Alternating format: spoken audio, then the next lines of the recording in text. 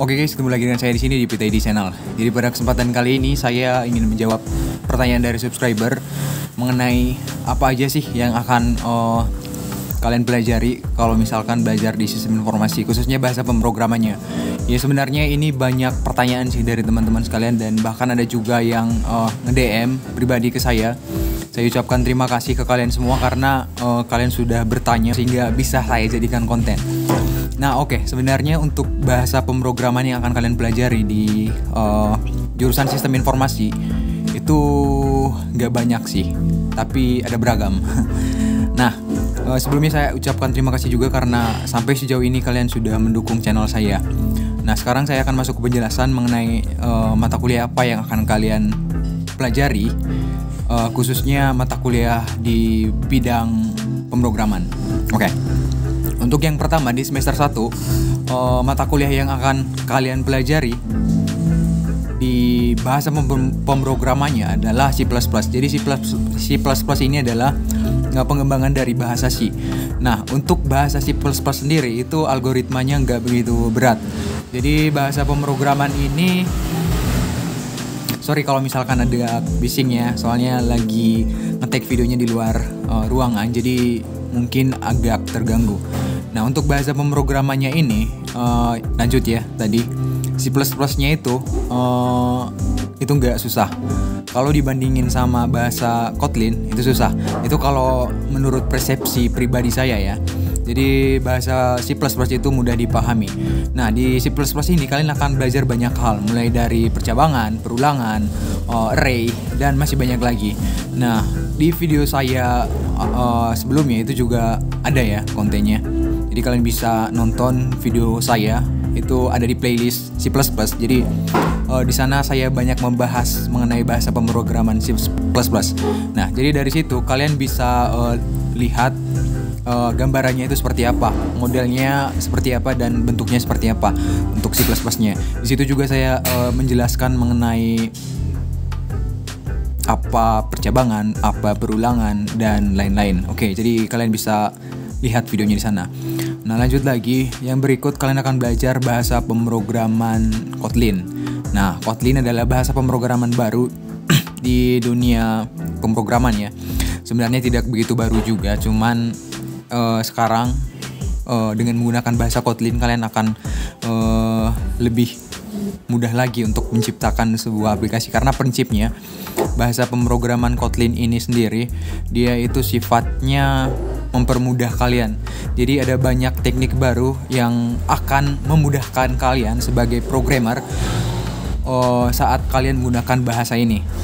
Nah, jujur saja saya sendiri saat menggunakan bahasa pemrograman Kotlin ini tidak begitu mengerti, karena ya movement atau perpindahan dari bahasa pemrograman C++ ke Kotlin ini itu bikin sesuatu yang menurut saya itu baru. Jadi sebelumnya di C++ sudah saya pelajari semuanya dan sudah saya pahami. Lalu lanjut lagi di semester berikutnya belajar bahasa pemrograman baru. Ya itu sedikit memusingkan sih. Tapi saran untuk kalian, kalau misalkan kalian sudah mahir di satu bahasa pemrograman, kalian harus tetap tekun di bahasa pemrograman itu. Jangan lagi kalian belajar bahasa pemrograman lain, karena ya itu akan memusingkan kalian sendiri dan juga bisa membuat kalian menjadi jenuh. Jadi fokus di satu bahasa pemrograman saja ya. Baiknya seperti itu. Jadi sebetulnya untuk Kotlin sendiri itu mempermudah kalian sebagai programmer, karena dengan itu ya semuanya itu dipermudah. Nah untuk Kotlin sendiri itu kalian menggunakan aplikasi untuk mengcompile bahasa manusianya ke bahasa mesinnya. Nah semua compiler itu bisa kalian dapatkan di aplikasi IntelliJ IDEA. Nah IntelliJ IDEA itu seperti apa bisa kalian tonton videonya. Ada juga playlistnya untuk Kotlin. Jadi bisa kalian tonton. Nanti untuk semua link video yang saya rekomendasikan itu ada di deskripsi, akan saya sertakan juga. Nah lanjut lagi untuk compilernya itu di dalam situ IntelliJ IDEA itu sudah ada compiler untuk bahasa pemrograman Kotlin itu. Jadi nantinya kalian akan dipermudah. Nah kelemahan dari aplikasi IntelliJ IDEA ini adalah ukuran softwarenya itu sangat besar.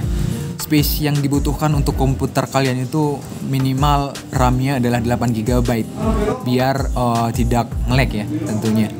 Nah selanjutnya kalau misalkan kalian tidak punya device atau perangkat yang besar, kalian bisa menggunakan compiler online. Jadi untuk compiler online-nya itu bisa kalian lihat saja di Google, compiler online untuk IntelliJ IDEA. Tapi minusnya itu kurang akurat ya. Jadi kalau misalkan kalian running menggunakan compiler online itu nanti akan terdeteksi bahasa pemrogramannya itu ya error. Padahal sebenarnya kalau misalkan kalian running di software itu nggak error. Nah lanjut lagi, untuk bahasa pemrograman yang berikutnya itu adalah bahasa pemrograman Java. Nah Java ini adalah bahasa pemrograman yang sejatinya ada sejak dulu ya. Jadi ini adalah bahasa pemrograman yang paling lama ada. Nah untuk bahasa pemrograman ini sifatnya juga tidak begitu memusingkan kalau kalian mengerti dasar-dasarnya. Nah Java ini sering kalian gunakan saat kalian ngoding untuk animasi. Nah saya belajar Java juga di sistem informasi, dan Javanya itu saya pakai untuk belajar membuat website dan juga membuat animasi. Jadi untuk animasi sendiri softwarenya itu yang kami gunakan adalah Adobe Animasi atau Adobe Animate. Nah itu adalah software untuk membuat animasi. Nah untuk membuat animasi sendiri kita juga memerlukan script coding. Nah untuk script codingnya itu kalian biasanya menggunakan script coding punyanya Java. Jadi bahasa pemrograman yang dipakai untuk ngoding game atau ngoding animasi adalah Java. Nah untuk website juga ya kalian akan mempergunakan bahasa Java untuk membangun website kalian. Nah Java juga itu sering digunakan oleh para programmer. Jadi kalau misalkan kalian sharing atau cari tahu ilmunya itu bakalan ada banyak tersedia di internet. Tinggal kalian cari kata kuncinya ya Java bahasa pemrograman, ya nanti akan muncul banyak. Di YouTube juga sudah tersedia banyak tutorial mengenai Java khususnya saat membangun aplikasi. Cuman untuk untuk membangun website.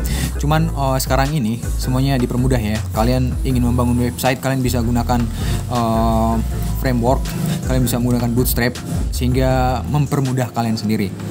Nah oke guys, mungkin untuk sementara bahasa pemrograman yang kalian akan pelajari di jurusan sistem informasi itu 3 tadi ya. Ada C++, ada Java, dan ada Kotlin. Kotlin ini termasuk dalam kategori bahasa pemrograman baru, dan dia merupakan bahasa pemrograman yang paling banyak memakan space di device kalian atau laptop dan juga komputer kalian. Nah oke guys, untuk video kali ini cukup sampai di sini. Like jika Anda suka, dislike saja jika Anda tidak suka. Kita ketemu di video selanjutnya. Terima kasih.